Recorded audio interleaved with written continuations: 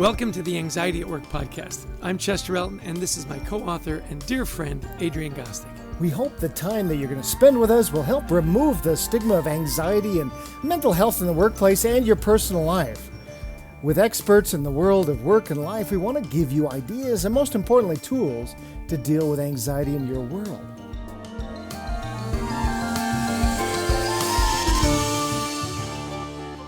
You know, we're so proud to have our sponsor, Life Guides. You know, as you go through the ambiguities of life and the uncertainties of life, everybody needs a life guide. And Life Guides is a peer-to-peer community that helps people navigate through their day-to-day stressors by providing a place of empathy, listening, wisdom, and support with a guide who has walked in your shoes, experiencing the same challenges that you have in your life. Now, for all our listeners, we've got a wonderful offer for you. All you need to do is go to lifeguides.com/schedule a demo and add the code HEALTHY2021 into the free text box, and you will receive 2 months of free service. We love the folks at Life Guides. Well, our guest today, and we are so excited to introduce you to our dear friend, Nicole Malachowski. Nicole medically retired from the U.S. Air Force as a colonel after 21 years of service as a career fighter pilot. She was the first woman in history to fly with the Thunderbirds, the U.S. Air Force Demonstration Squadron, and went on to be commander of the 333rd Fighter Squadron. She later served in the White House, and in January 2018, she founded Nicole Malachowski and Associates, a business dedicated to professional speaking and consulting. In this role, Nicole shows audiences and clients what it takes to break barriers and overcome adversity. We brag about her all the time when we present. Nicole, welcome to our humble podcast. It is a joy to be with you today. Thank you both for this opportunity. Well, we're thrilled. We really are thrilled to have you on the call because we do. We talk about your story, and we're going to get into certain aspects of that in a minute. But I want everybody to understand where you're at right now. Chester just mentioned that you medically retired from the Air Force. This wasn't your choice. Correct. You were at the top of your military career when you got hit by this illness.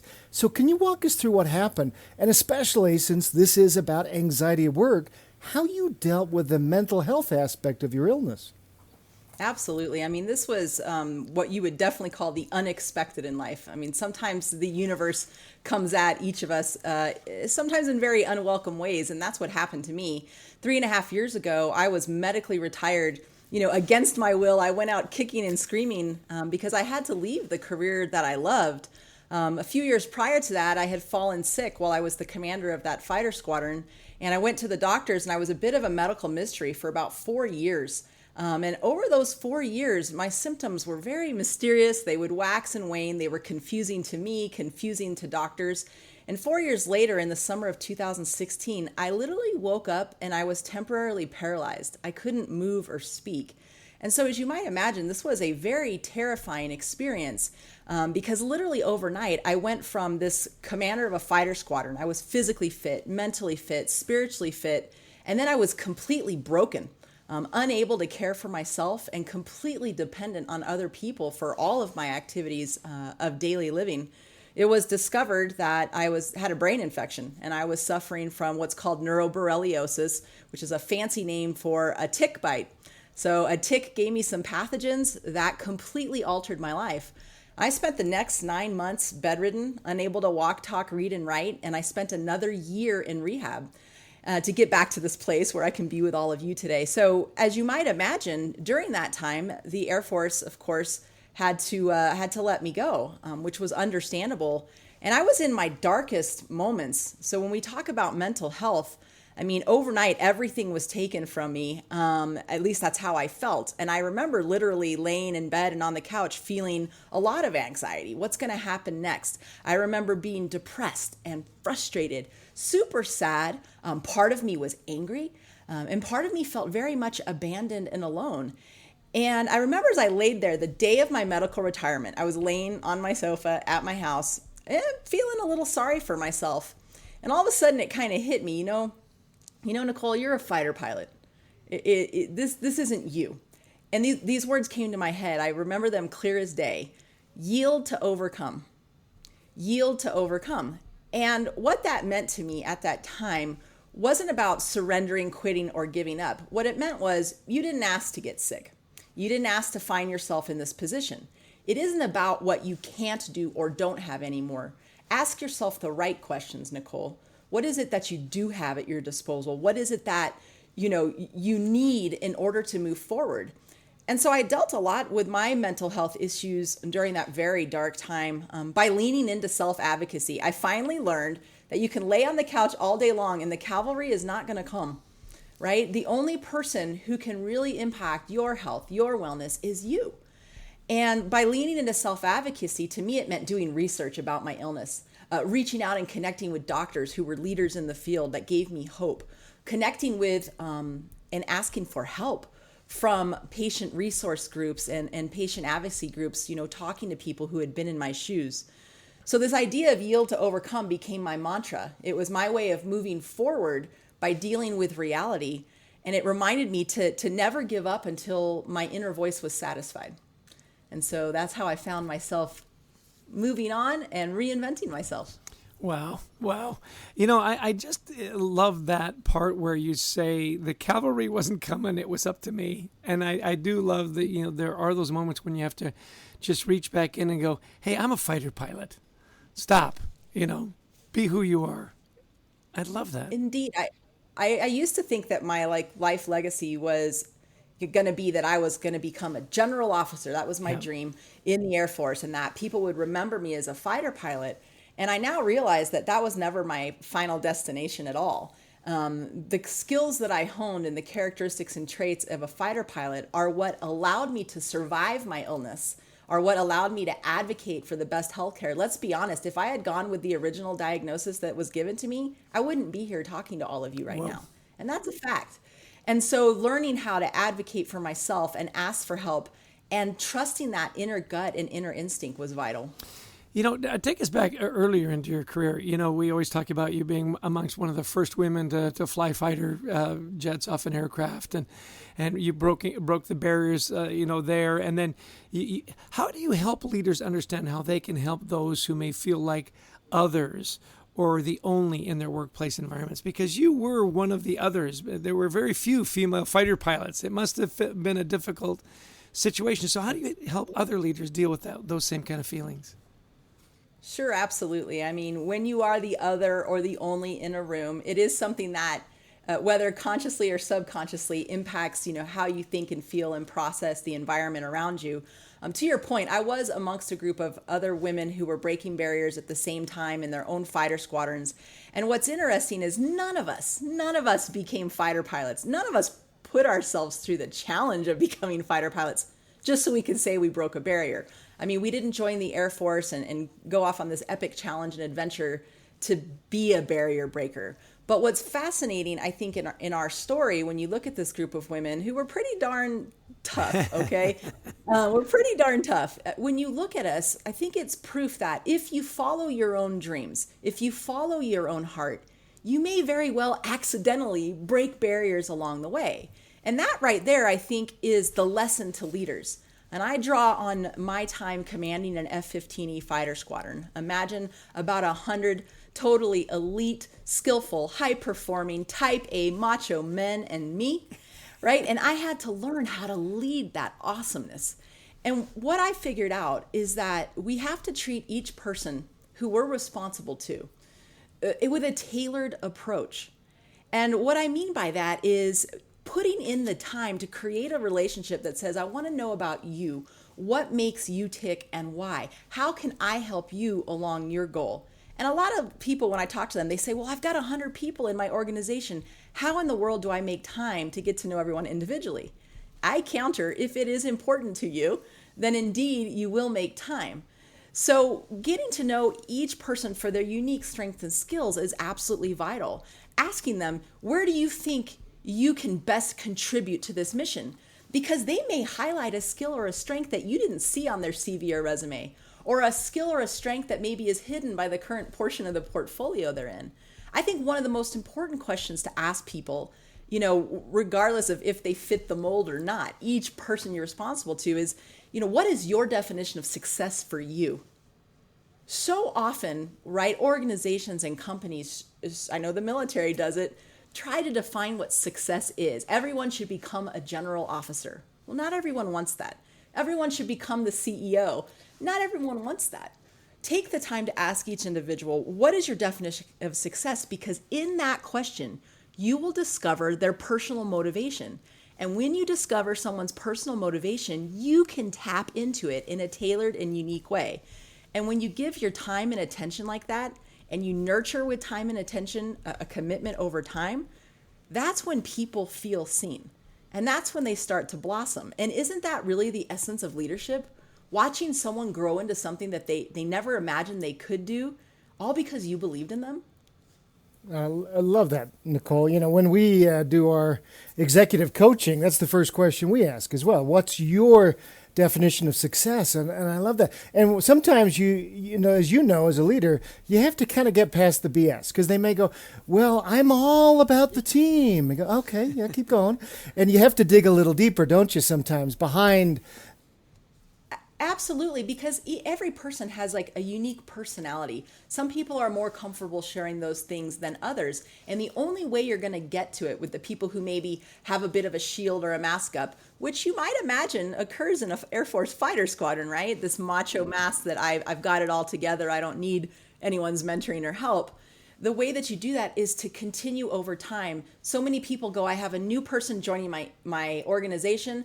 I'm a great leader because I sit down with them the first week they're here to discuss these questions, and then they never talk to that person again, right? That is, that people will react to that lack of authenticity. Yeah. So it's about time and the gift of your time and the gift of their time. Okay, that's so awesome. And now I want to get to, now this is the analogy Chester and I, you know, and we do quote you. We don't just steal. I mean, we do, but not from you. No. So I'm honored you would share. So, and the analogy is to loosen your grip. And now I think, you know, this probably comes in so many times when you're talking to an audience. You know, I think especially is important during something like COVID, where some managers want to control every little aspect of that's going on right now. So walk us through the analogy and how you learned this. Sure. I learned about this loosen the grip mindset when I was going through a 4-month-long training program as the newest Air Force Thunderbird pilot. And it was about 3 months into the training program. We were out there over the desert skies in Nevada. Things were going well. And for the very first time, we hit turbulence.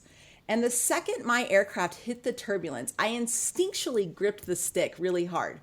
And I started counteracting with a movement on the stick each and every bump along the way. The problem when you do that in an aircraft is you end up in what we call a PIO, or a pilot-induced oscillation. And because each movement has to get bigger and bigger. The end result is that it makes for a really ugly air show. It's terribly inefficient and stress-inducing. And ultimately, for what I did, it was downright dangerous. Now, I want to kind of talk about this turbulence, right? People say, well, Nicole, you'd been a pilot for a long time. What do you mean it was your first time in turbulence? It was my first time in turbulence at 500 feet, 400 miles an hour, upside down, 3 feet away from 5 other jets. I can assure you that's an eye-opening experience.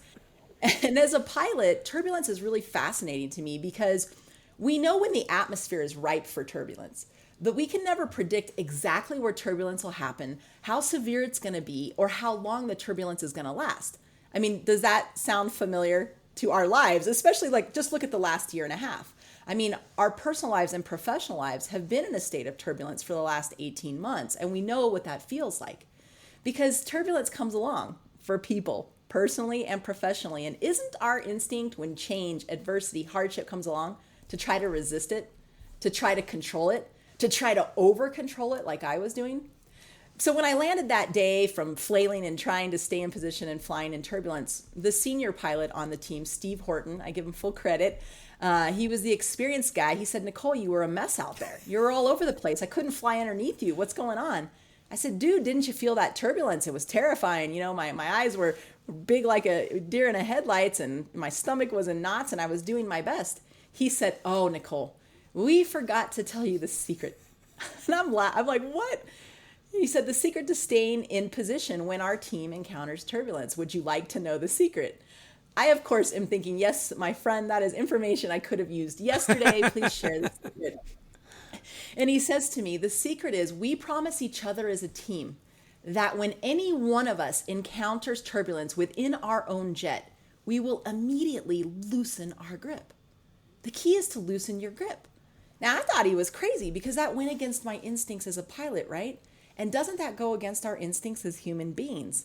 We want to try to control the uncontrollable.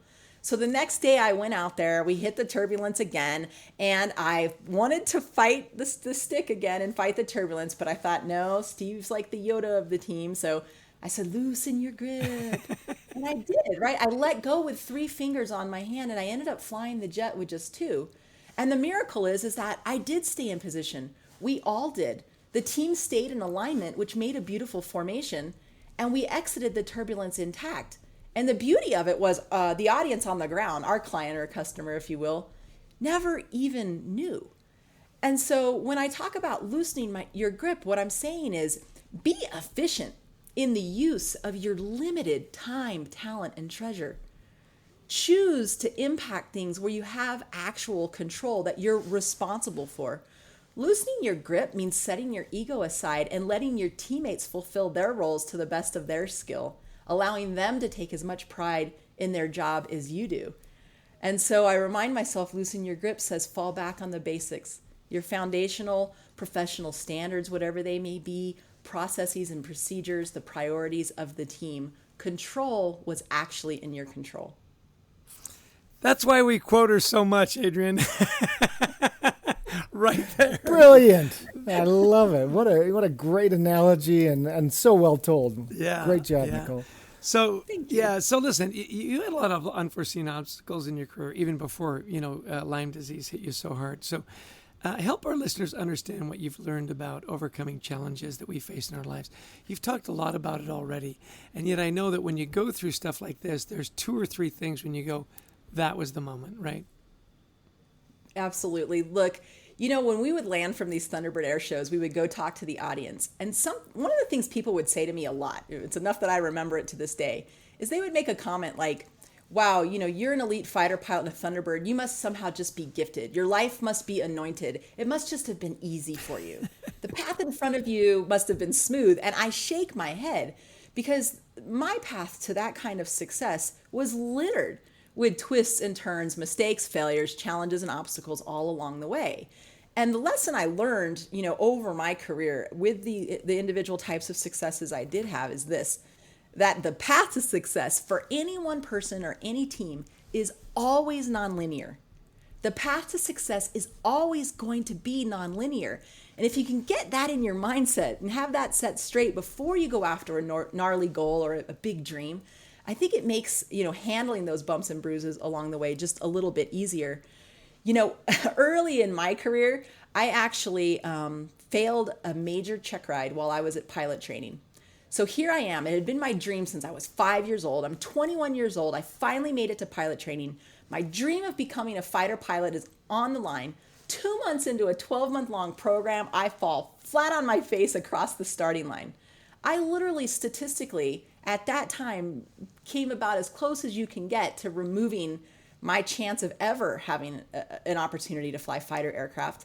And if I were to fail another one, right, I wouldn't even graduate at all. And I remember that failure was, that obstacle was really hard. It was hard for my ego. It hurt. There was a moment where I was like, it's over. I'm going to quit. If I can't be a fighter pilot, why get back in the cockpit the next day? But I had to get back in the cockpit the next day. And I learned that this obstacle, this failure, I came out of it more dedicated to the effort that I needed to put in, more motivated and committed to getting my dream done. I had used my mulligan, but I knew the path was still there if I could keep, squeaky clean the rest of the time. So I came out more dedicated, more committed, and importantly, I came out of that failure a lot more humble. And I think that we can agree that those are all pretty darn good characteristics. No kidding, especially the humility part, right? Hey, let me ask you, it just reminded me when you said, after our shows, we go talk to the audience and people ask you questions and stuff. You've done a lot of work in empowering young women as well. As you might guess, you've become a bit of an icon for a lot of young women in the military and just succeeding in life. What do you tell young girls in particular to inspire them to follow their dreams? Absolutely. Well, thank you for saying that. I want to kind of admit to something first. When I first became the first woman Thunderbird pilot, people would be like, the headlines would read, first woman Thunderbird pilot, woman fighter pilot. And I used to bristle totally at this idea that I had to be described by that qualifier woman. I just wanted to be known as a great fighter pilot and a contributing Thunderbird. And then I went to my very first air show. I was thrilled to make it through the show with no major mistakes. I landed, I went to the autograph line. And as I'm standing on the autograph line, I looked to the left to the other 5 amazing pilots. And these guys had 10 or 15 people in line in front of them for pictures and autographs and questions. And then I slowly raised my head and looked in front of me. And the line was well over 100 people long. All young women between the ages of 10 and 16. And it was in that moment that this light bulb came on that I realized I can walk that fine line and be proud of being the woman Thunderbird pilot, because it means something to see someone who looks like you succeeding. I learned that with that visual in that moment, my heart changed. It means something to see someone who looks like you succeeding. And what I like to remind young gals when they kind of ask for advice, and I hit on this earlier a little bit, they say, Nicole, what's your advice for me if I want to go after this big dream? I let them know only you can define success for yourself. Don't ever let a company, organization, person define what success is. And oh, by the way, your definition of success can and should change over time given the context of where you are in your life. And the other thing is, remember, you're going into this big goal or dream, maybe becoming a fighter pilot, because it's your dream. You're doing this for you. Don't worry about what anybody else thinks. When I had the naysayers, especially in the 90s in my first fighter squadron, I would go home sometimes, and I'll admit it, the social exclusion was hard. I would put my face in my pillow and cry. I would get it out. And then I would remind myself, this has been my dream since I was 5. I'm going to make this dream come through my hard work and effort.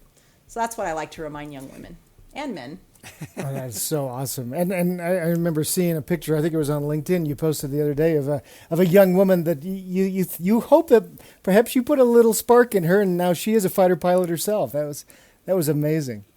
She is indeed, and she even flies the same jet that I flew, the F-15E Strike Eagle, and she's crushing it. And all I can ever hope for is that the women that have come behind those of us who went first, that they just go further.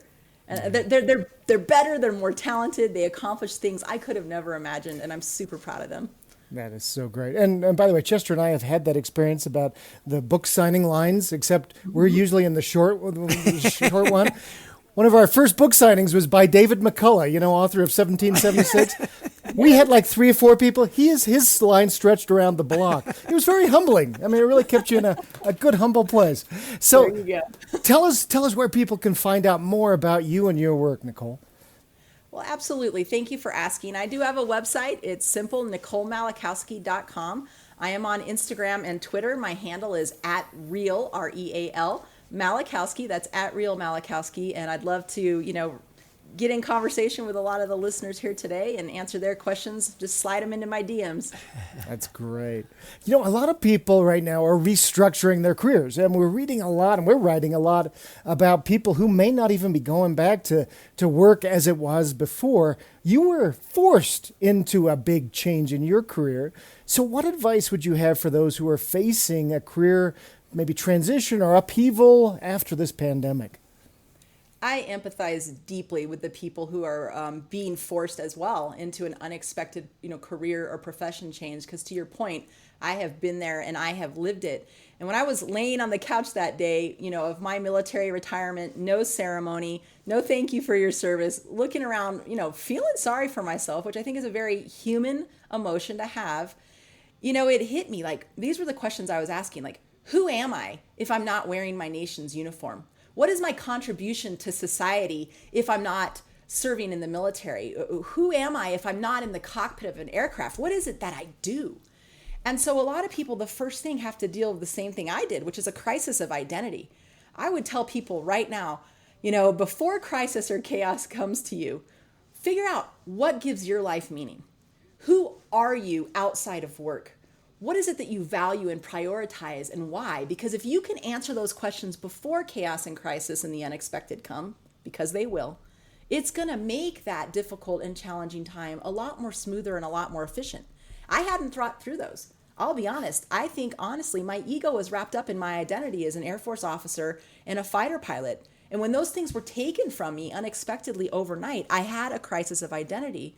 So to the people who are dealing with this challenge now, I would say, remember that you are so much more than your profession. You are so much more as a human being than your duty title or the current job position or wherever your office is up on the 5th floor in the C-suite. You're a human being behind it, and your life has purpose and meaning outside of work. Now, on a very practical level, because I'm a fighter pilot, I want my checklist, right? I want my step-by-step, procedures. I want to practice something. During those low times where I had to figure out how to reinvent myself, I discovered the Japanese philosophy of Ikigai. And please forgive me if I am pronouncing it wrong. It's spelled Ikigai. And I'm going to give a very simplified, westernized version of it very quickly. But Ikigai is a philosophy that says that your career and profession should be a combination of 4 things: what you love, what the world needs, what you're good at, and what you can be paid for. And those things, when I created 4 little columns and I listed them out, helped me discover how to reinvent myself, honestly, as a professional motivational speaker and leadership consultant. I loved people and I loved leading airmen. That's what I missed. The world does need folks like Adrian and Chester to nudge them along and give them advice. And I can do the same for companies. People had told me I was good at speaking and that I had fun stories to tell. And then I realized there's an industry that pays for it. And that's how I made the leap into speaking. So in a very practical sense, if people are struggling, the Japanese philosophy of Ikigai and studying that actually helped me discover options. And one of the things I got stuck on was that, what are you good at? Right? We're very like people, like I'm not good at anything. If I'm not flying, I'm not good at anything. I think one of the most important things people can do is ask those around you, those on your team, your family, your friends, your loved ones, your colleagues, what am I good at? Because you know what? They're going to point out things you never imagined. They're going to point out things you never thought of. And so don't ignore that resource. But bottom line is, I firmly believe that we all have the power to reinvent ourselves at any given time. And isn't it interesting that often a crisis helps you redefine who you really are and find out who you really are? Because to your point, you've got to get back and say, who am I? What do I love to do? And crises can be, very much a crucible experience. You remember in science class, a crucible, you go into something that's hard and difficult and high temperature and high stress, and you get forged into something completely different. And I would say 99.9% of the time, you come out forged into something even better. Yeah. I do love that in step 4, though. What can you get paid for? Often people say, just do what you love. Yeah, and figure out, if you can get paid for doing that, too. That's kind of important, Yeah, you got to provide for yourself and your family. Yeah. Hey, with your military background, talk about how you kept yourself motivated. I'm sure there were times like maybe in boot camp or, putting in the extra hours or the extra time in the plane where you didn't really want to do it. And so we often talk about, is there a difference between dedication and motivation? And how did that work for you? I love this question, the difference between dedication and motivation. Okay, I will get to that, but let's talk about boot camp, because you gave an awesome example, right? Boot camp is difficult. Boot camp is not fun. But you know what? It's not supposed to be fun. And after boot camp, I spent 4 more years from the age of 18 to 21 every day at a military academy. There were some highlights and moments, but you know what? Not as much fun as my friends who were at a regular college. But the point of going through those tough times is to keep your eye on the prize, right? The strategic goal, the long-term goal that was out there. For me, that was a commission as an officer in the military, a chance to go to pilot training. And I was obviously, my best hope, if you will, getting through those 4 years at the Air Force Academy was my best hope for fulfilling my dream of becoming a fighter pilot. And so sometimes we have to endure things that we don't want to, honestly, as a means to an end. When I would go out and fly a combat mission, I like to explain kind of this to people when there's hardships or difficulties on the way to a goal. We always start mission planning at the target, and we work from the target backwards. We never go, I'm going to take off and then fly here and build forward to the target. We start with the target, the goal, the dream in mind, And then we backtrack all of those interim steps. And there's going to be many, countless interim steps along the way, not just to my target, but on the road to, of course, or the journey of any person's goal or dream. So I always believe that these long-term goals or long-term targets are always going to be more important than the temporary discomfort, if you will, of the unfun times. And those unfun times never, never last forever. Now to your original question of dedication and motivation. You're like making me like really work and think here, right? Because sometimes we throw words around and we think we know what they mean. So I'll give you my take on it. Dedication to me is commitment over time. Dedication is all about discipline and grit. Dedication is about honestly doing the hard work that's necessary under any circumstance. To me, that's dedication. Now, motivation to me is different. And I think sometimes we use these words interchangeably, but motivation to me is my purpose, my reason for going after a goal or a dream, the reason and the catalyst behind an action or a choice. To me, motivation is all about my personal why. I mean, ultimately, flying fighter aircraft was my target, right? And I had to be very dedicated in order to make that come true. But my motivation for doing it, and I don't mean to sound trite and I'm not pandering, was service to my country. It was about being a part of something bigger than myself and ultimately wearing my nation's uniform to defend what I believe is the greatest nation on earth. And that was the motivation that drove my dedication towards my target. Yeah, this has been so great, Nicole. And I love, first off, thank you for all your service and for all that you did while you were, and now you're still doing too. We want to thank you for all your service. What takeaways, after our conversation today and our fumbling questions that you've answered beautifully, what takeaways would you have our listeners take? Maybe that hopefully lessons that you've learned. If you had a couple of things to take away today. Well, yeah, I think if there's just a couple things, I think it's a reminder that again, the path to success is always going to be nonlinear in your personal life, in your professional life, for individuals or teams. To remember to be efficient. And only control the controllable things. That way you're going to be efficient with the use of your limited time, talent, and treasure. I believe in asking for and actively accepting help in those times that you need it. And I honestly believe that a positive outlook, and I'm not talking like Pollyanna, fake positivity, but a positive outlook, a forward-looking one, is actually a choice. And I leave people with my last aviation analogy. The runway behind you is always unusable. All you ever have is the runway that's in front of you. I'm going to make a poster out of that. That is just gold right there. That is, Nicole, we do gush when we talk about you. We really are inspired. We're inspired not only because of your service and your accomplishments and all those things that you did and maybe we're the first to do. We gush about you because you just have this genuine goodness about you. And that you do want to make the world a little better place. And I love that you've inspired the next generation of fighter pilots, whether they be men or women, although especially women, let's face it. And that you're out there doing such good work. Your goodness just shines through. And I hope those that are listening will start to follow you. Give us again where they can follow you and learn more about your wonderful work. I've got a website, NicoleMalachowski.com, and my Instagram and Twitter handles are @RealMalachowski. That's @REAL Malachowski. Would love to connect with everybody there. Nicole Malachowski, what a delight. What just positive energy and service. And I hope it came through to all of you listeners, what big fanboys we are of Nicole Malachowski. Talk to me a little bit about some of your key takeaways, Adrian. Well, first off, she talked about this idea of yield to overcome. She's laying for a year in a bed, unable to do what she's done. She's been the top of her game mentally, physically, spiritually, she says, and then I'm in this pit.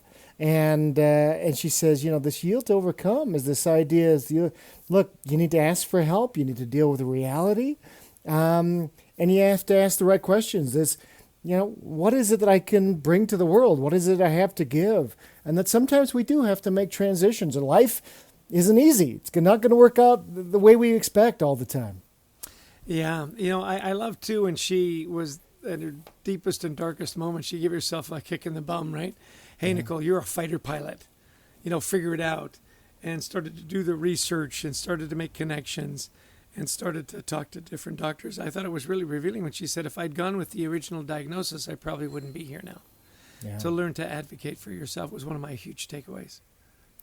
And I think this idea, too, of, as if she led a squadron of 100 amazing pilots. These are all uber, type A driven pilots. And she said, look, you got to get to know people and get to know how they can reach their goals. And what can you contribute to this mission? What's the definition of success for you? And I love that point that she made. You got to get past people's masks because they all put masks on, right? No, I'm just about service. No, you're not. I've known you for a couple of months now. But she says you can't find that out if you don't spend time, right? Right. And she said, a lot of managers say, well, to get to know all my people and their motivations, that's a lot of work. And she, well, is it important to you? Because if it's important to you, you'll find the time to do that. And again, that comes back to, dedication and vision. I did love, too, when she said, as fighter pilots, we start with the target and work backwards. We don't say, hey, we're going to fly here and then fly there and build towards the target. Say, no, you start at the target and you move backwards. And that's how she keeps her motivation. Just so many great ideas. Oh, there's so many. And again, I have so many notes about, loosen your grip, right? Turbulence comes along, which happens to all of us. Don't try to over-control. Let others do their jobs. Give yourself a break. Control what you can control and let the rest of it go.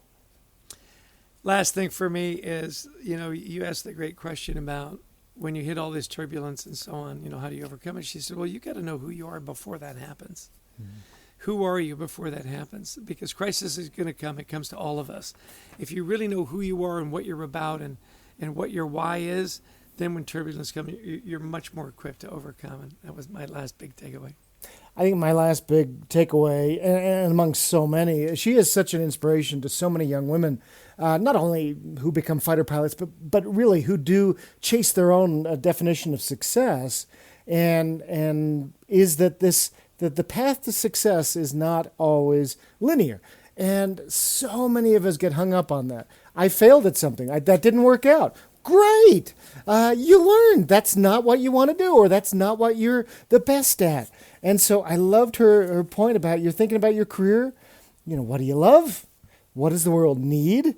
What are you good at? What can you be paid for? Yeah. Such great advice for all of us, especially young people figuring out where they want to go in their lives, or those who are about to make a mid-career change. So many important lessons from Nicole Malachowski, former Thunderbird pilot. So a special thanks today to our producer, Brent Klein, to Christy Lawrence, who helps us find amazing guests like Nicole, and to all of you who have listened in on this podcast. You bet. And I love that last thing about, you're finding your way and working through it. That's your guide, right? That's your life guide. We always want to give a shout out at the end of our podcast to the wonderful folks at Life Guides, this peer-to-peer community that helps you navigate through those day-to-day stressors by providing a life guide, somebody that's walked in your shoes and gone through the same things that you're going through now. Our offer to our listeners is just go to lifeguides.com/schedule a demo and add the code HEALTHY2021 into the free text box, and you'll receive 2 months of free service. Well, I'm with you, Adrian. Look, if you like the podcast, like it wherever you get your podcast, download it, share it with your friends, share it with families. This is the number one issue in the workplace today. And this podcast is one of the top podcasts in mental health in the world right now. And that's happening because you're downloading it, you're listening to it, and you're sharing it with your friends. So from Adrian and I, please join us in our community, WeThriveTogether.global. Follow us on LinkedIn, buy our books wherever good books are sold, and we hope to see you again on the podcast soon. Adrian, take us home.